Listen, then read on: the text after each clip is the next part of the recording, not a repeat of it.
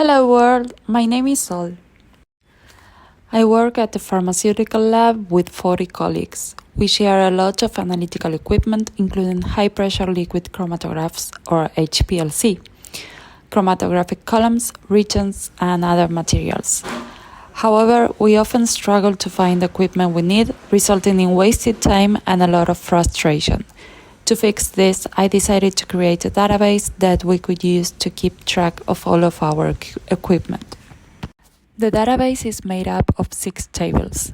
These tables hold important information about our team, the HPLC equipment that meets different requirements, the characteristic of our chromatographic columns, our past projects, ongoing analysis, and the usage of each HPLC and column.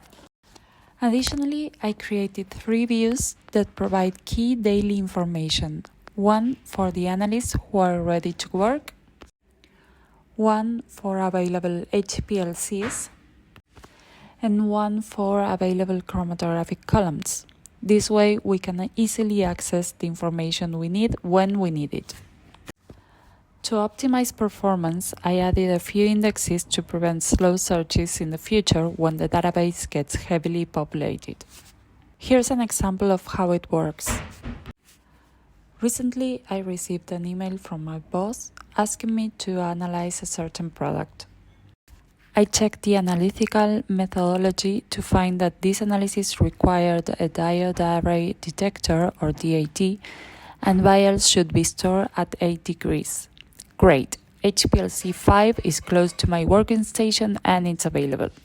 I will also need an inner seal ODS3 C18 column 150 millimeters long with an internal diameter of 4.6 millimeters and a particle size of 5 micrometers.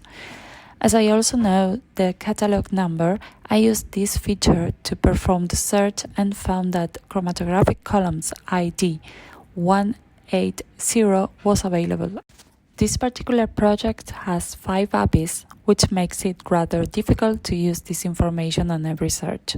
It's easier to get its ID plus year, so I search in the projects table all the products that have Biotina as an API. There, my project ID is 8 and the year 2009. Then I had to block the HPLC to perform the analysis by inserting a new row into the usage table with just the essentials so nobody else would use it while I prepared samples. I also inserted a new row into the analysis table with all the necessary information about the assay. After finishing the analysis, I closed it by updating the usage and analysis tables accordingly. Finally, I responded to my boss, telling her the good news. So that's all, folks. Please feel free to contact me if you have any questions, comments, or just want to team up for any new project.